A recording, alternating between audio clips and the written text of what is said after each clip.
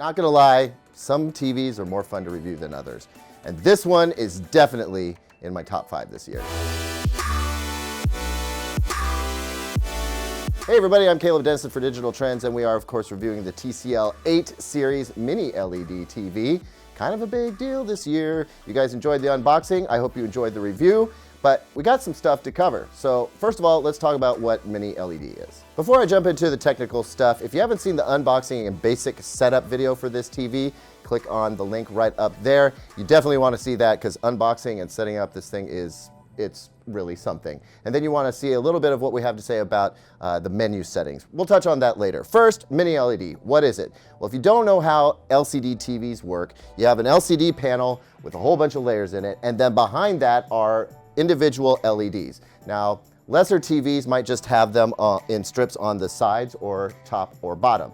Full array or direct backlit TVs have the LEDs behind the screen. Some have more of these LEDs than others, and then they divide them up into zones so that you can light up a certain section of the image, but not necessarily the other. This is a great example. We want all this area lit up, but at the edges we don't. We want black because that's what the background is supposed to be. Mini LED uses the same basic principle, except for it shrinks the size of the LEDs way down and uses a whole lot more of them. In fact, we believe there are something like 25,000, just a little over 25,000 LEDs at work behind this screen right now. To put that in perspective, before that we were looking at hundreds, maybe 25,000. And if we break those 25,000 plus LEDs into zones, we count 30 by 30 using this little test here, comes out to about 900 zones. Not about 900, it's 900 zones.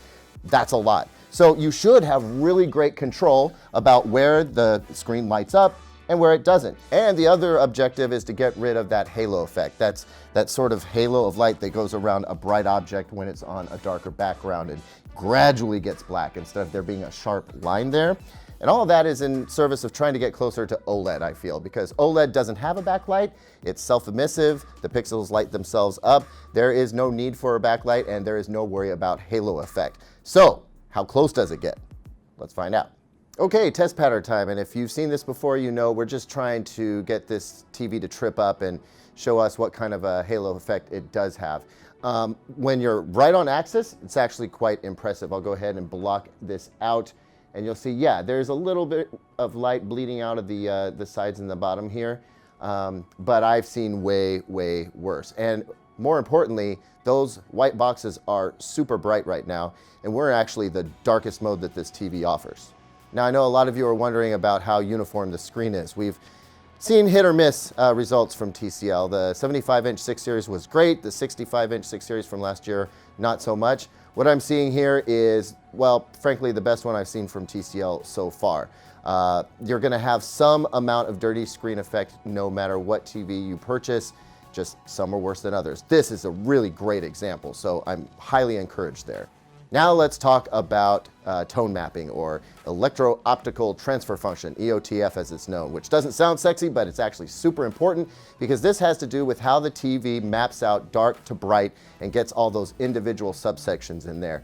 And this looks fantastic, but I actually had to update the TV to get it to look this good. Before the update, it was crushing the blacks and stomping on the whites on the right side of the screen, but TCL has heard some feedback from other reviewers out there, and they've implemented a fix, and they say they're actually coming out with another one later. Anyway, I just want to point out this looks super good to me, just subjectively speaking, and I think that's going to play out with real-world content as well.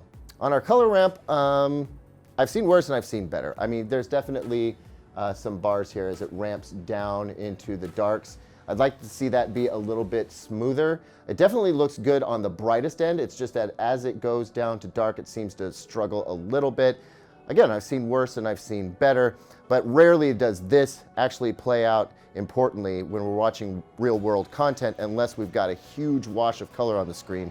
So we'll check that out in a minute. As for color accuracy out of the box, it's really quite good. Of course, we're in the darkest mode and we've got the color temperature set to warm.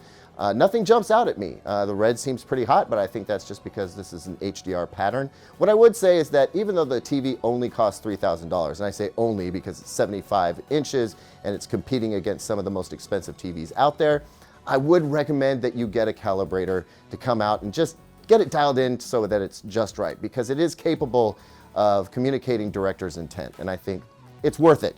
If you can afford a $3,000 TV, throw a few $100 down and get it dialed in just the way you want it. We're going to do some real-world stress testing of the backlighting system, but with this pattern, what I see is, yes, there's some movement happening here, but it's much thinner zones of movement. It's more exacting than I've seen in other TVs earlier this year. So I've run this pattern from the Spears & Munsell disc on lesser TVs, and it was an absolute mess. This is the best case for mini LED I've seen so far.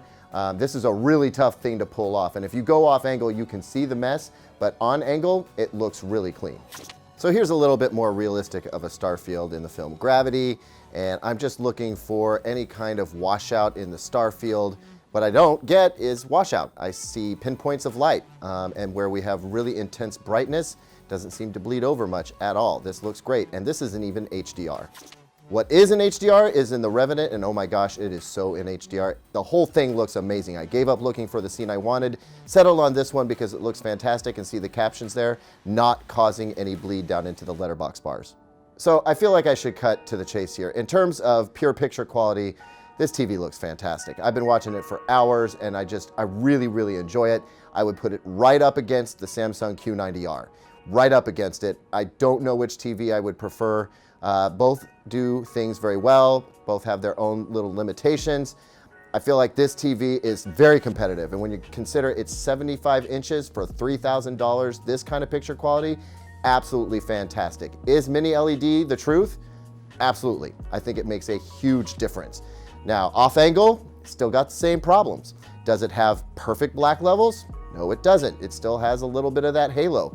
But I mean, this is as close as any QLED TV has ever gotten to reaching something approaching OLED level. Outside of just pure picture quality though, there's a few things I've got to mention. One is the only HDMI 2.1-ish feature that this TV offers is auto low latency mode. So if you're a gamer, it's automatically going to go into game mode and reduce input lag, which is great, but there's a caveat there.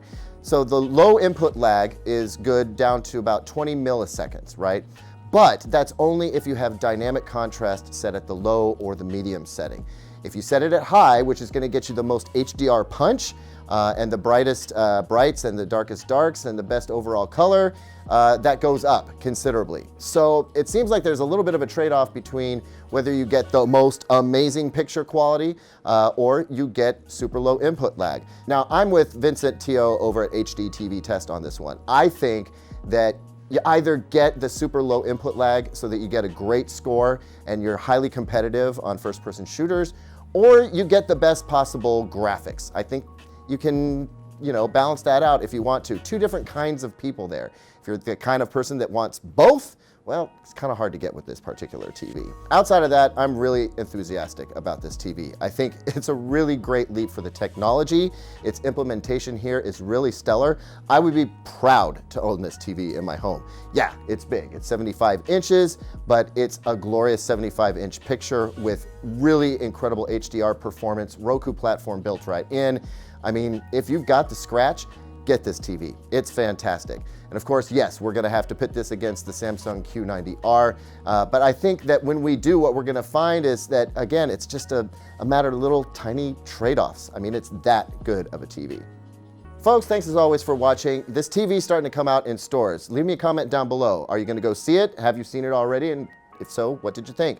Like, subscribe, hit that notification bell. A couple more videos we think you might like, and as always, visit digitaltrends.com for the latest tech news and reviews.